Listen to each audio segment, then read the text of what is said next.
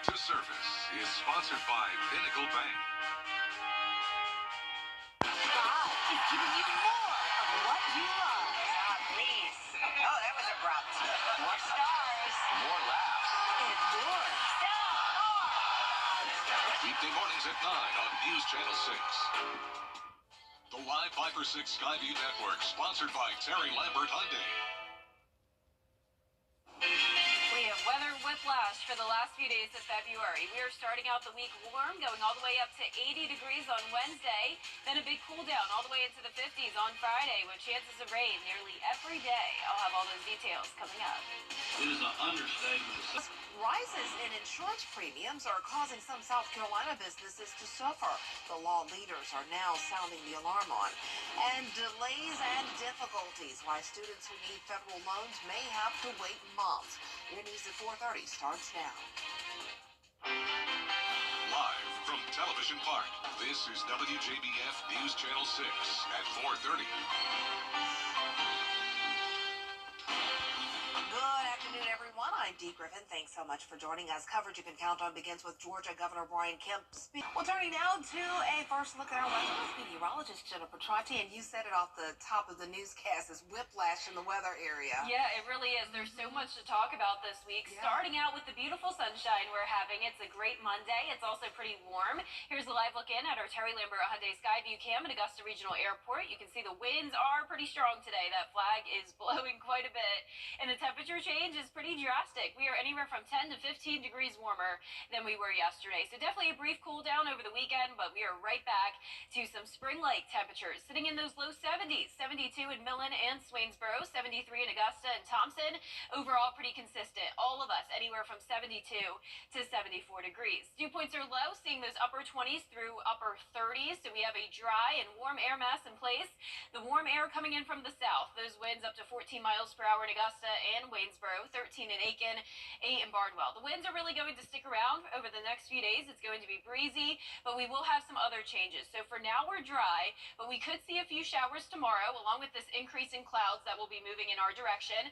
Also paying attention to this cold front up in the north. This will eventually swing through our area, bringing us some rain on Wednesday, and it's not done after that. We are going to continue to see some chances of rain over the next few days.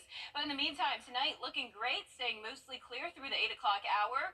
Upper 60s by 6 p.m., upper 50s by 8 o'clock. So breezy next few days. Clouds move in tomorrow with that chance of rain starting tomorrow, continuing all the way through next week, and a much cooler end to the week. So I'll have a look at those temperatures and the rain chances coming up. But back to you, Dee. All right, thanks so much, Jenna. We'll see you then. Former Governor Nikki, AT&T customers impacted by last week's widespread cellular outage are set to receive $5 in compensation. The Dallas-based company will credit customers' account within 2 billing cycles. The outage knocked out cell phone service for thousands of users across the U.S. last Thursday before it was restored. The cell phone company blamed the incident on an error without coding. Officials say it was not the result of a cyber attack. University admissions teams across the country are hustling to keep their prospective students due to student aid setbacks on the federal level. Savannah Rudisell reports. FAFSA forms typically become available in October, but this year, most families couldn't submit their information until January. So thousands of high school seniors are now delaying their admissions decisions just because they don't know which school they can afford. We're over-communicating with students because we know that this has been a confusing and a different year. Due to a late rollout of FAFSA application updates, financial aid offices won't get the students' information until mid-March. Officials typically need the forms by early February so they can offer applicant scholarships. National regulators say they'll lower student verification requirements to help speed up turnaround times. Many senators are now blaming the Biden administration and its focus on student debt forgiveness for the loan issues, which education officials deny. This is a clear failing of the Department of Education. Total disaster. Many universities are pushing back acceptance decision deadlines. Others are not. Humphrey says that prospective students should stay in communication with their schools and don't panic. So every college and university, every student who's applying to colleges this year is in the same boat. So there will be maximum flexibility. I feel very confident. By this time last year, 41% of all high school seniors in America had submitted their FAFSA form. This time, it's only about 22% of the class of 2024. Officials expect those submissions to jump up quickly here in the next few weeks. Several lawmakers, including Georgia Senator John Ossoff, are asking that the Department of Education address operational issues with the FAFSA form as soon as possible. Well, coming up, the leader of a historically black college in North Carolina is outlining his school's comeback, how he plans to rebuild Barber Scotia, literally and figuratively. And a look at our temperature roller coaster. We are warm today, and we will get even warmer later on this week. High of 80 on Wednesday, followed by a high of 60 on Thursday, and then, believe it or not, all the way back into the 50s on Friday. I'll have all those details coming up shortly.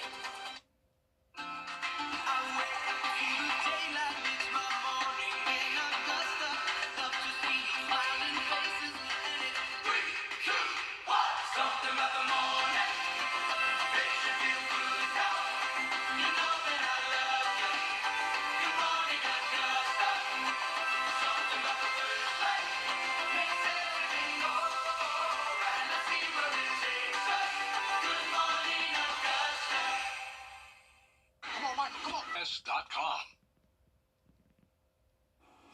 There's a push to save a historically black college in Concord, North Carolina. Barber Scotia College is dealing with academic and infrastructure issues, but the new president says he has a plan to push the institution forward. Casey Jones explains the plan. A collapsed roof, broken windows, and buildings in disrepair. Barber Scotia College has had its share of challenges in 157 years. It was really the first institution founded in the South for black women to be educated. So before there was a Spelman, there was a Barber Scotia College. President Chris Ray is the 20th leader of the historically black college, appointed in July of 2023. The school lost accreditation back in 2004. At its height, Barber Scotia had more than 1,100 students. It's now down to just 10 students online. To be able to lead the institution out of the challenges that they face. When you understand how important HBCUs have been to our culture and for our people, but then also what it just means for the world. On top of declining enrollment, the school is in close to $2 million worth of local, state, and federal debt. The college owns 30 acres of land. The campus occupies about half of that space, but the majority of buildings are considered unsafe for use. We're going to create a hybrid model where we'll have students on campus when the time is right, and we're going to have students that will be online for Barber Scotia. President Ray believes the future is bright. He's outlining a plan to regain accreditation by 2025, bring in more funding, and increase the student population. We got investors that are reaching out that want to figure out how they can help. Corporations are now reaching out. Nonprofit organizations are reaching out. I am seeing the fruits of the work that we've done over the last 7 months come to fruition, and I'm just waiting for it to all just explode. Wow, the plans sound really good. Wow. Founders Day was held over the weekend celebrating Barber Scotia, now 157 years old. The president is asking community supporters and alumni to donate $157 to the school to celebrate the big anniversary. And we wish them all the best. We'll be right back. Window 45, $9.98. Find new roads at Milton Ribbon Chevy. WJBF.com. Click, click. It's a new year, and many homeowners start thinking about home improvement projects this time of year. Your roof is one of the most important investments for the security of your home, and thankfully, the professionals at Roof Savers specialize in roof rejuvenation, which will extend the life of your asphalt shingle roof by 5 to 15 years. I'm here with Russell Beckham, one of the owners of Roof Savers, and Russell, explain what roof rejuvenation is and the Roof Savers process. So, roof rejuvenation is the process of reintroducing the protective qualities to asphalt shingles, such as the flexibility, the granular adhesion, and also adding resistance to hail damage. Our first visit to a customer's home is to evaluate the roof. We are looking for any leak-prone areas such as damaged pipe boots, loose chimney flashing, things like that, and we want to correct all that before the process is started.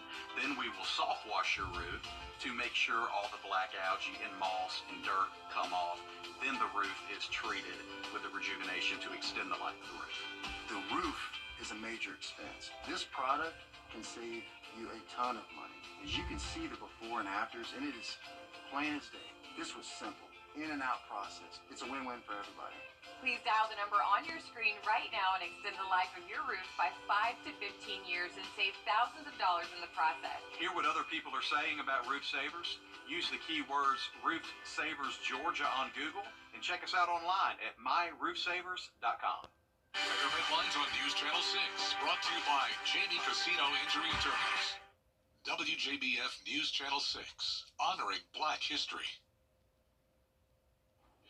Now, your most accurate forecast with WJBF Live Viper 6. Happy Monday. It's been a beautiful day. Nice and warm as well. Here's a live look at our Terry Lambert Hyundai Skyview cam over at downtown Swainsboro. There is a haze to the sky still. We continue to have controlled burns across the region, and I don't encourage burning yourself because we have the conditions that can really allow those fires to spread rapidly. One being the dew points in the 20s. Two being the breezy conditions. We have a south wind of 14 miles per hour. That's, of course, bringing in the warmer temperatures, sitting at 73 right now. No clouds in the sky. All of us very consistent, anywhere from around 71 in Edgefield to 74 in Louisville. Wrightsville, you're at 72, 73 in Crawfordville, and 71 as well over in Bamberg. Satellite and radar not showing much going on for our area. Showers up in Virginia. Clouds over to our north and west, but high pressure is still in control for now. We are watching this cold front that's currently all the way up in the northwest. This will eventually enter our area, bringing us a chance of rain on Wednesday.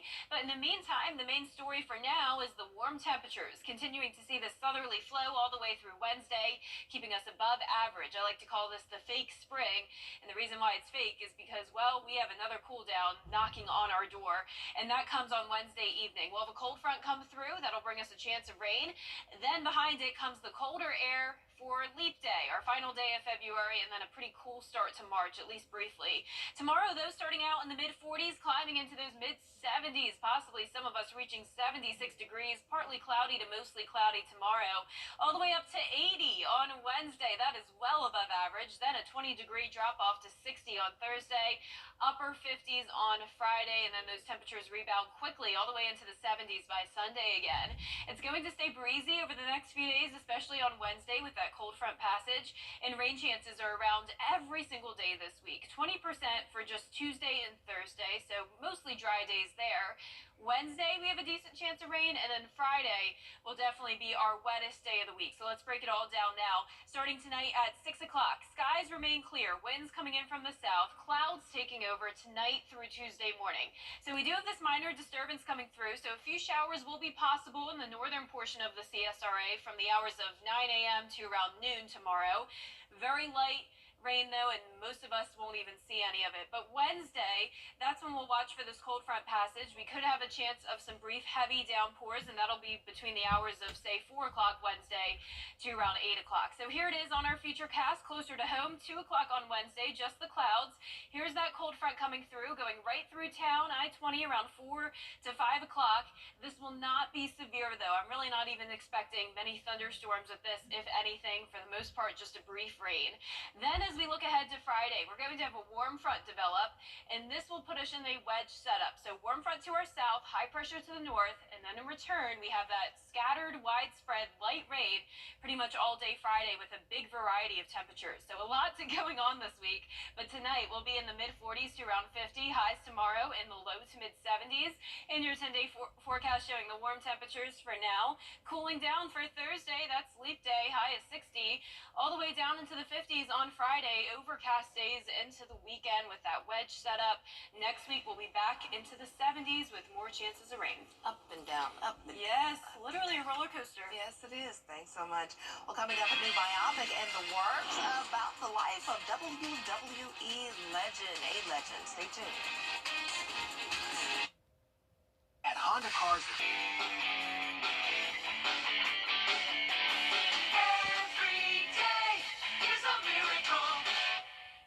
It's so hard to predict a sick kid who just keep getting sicker. But we needed to be together as a family.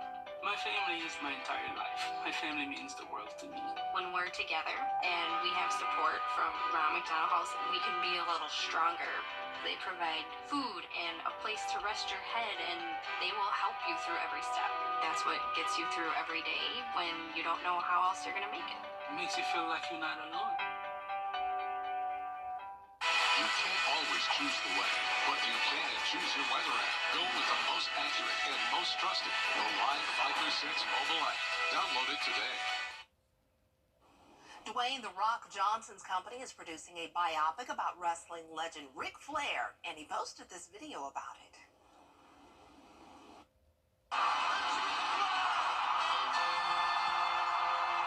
You're talking to the Rolex wearing, diamond ring wearing, kiss stealing, wheeling dealing, limousine like, jet flying, son of a gun.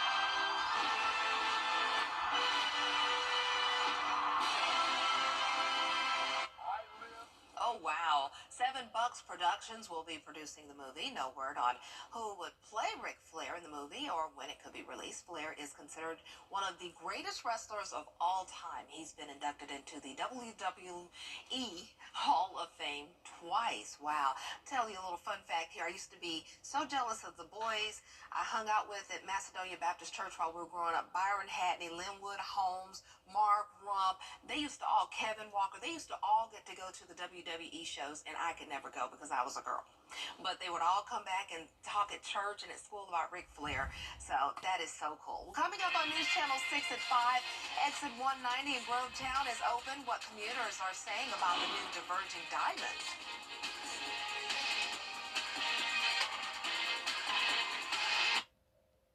I'm attorney Jamie Casino.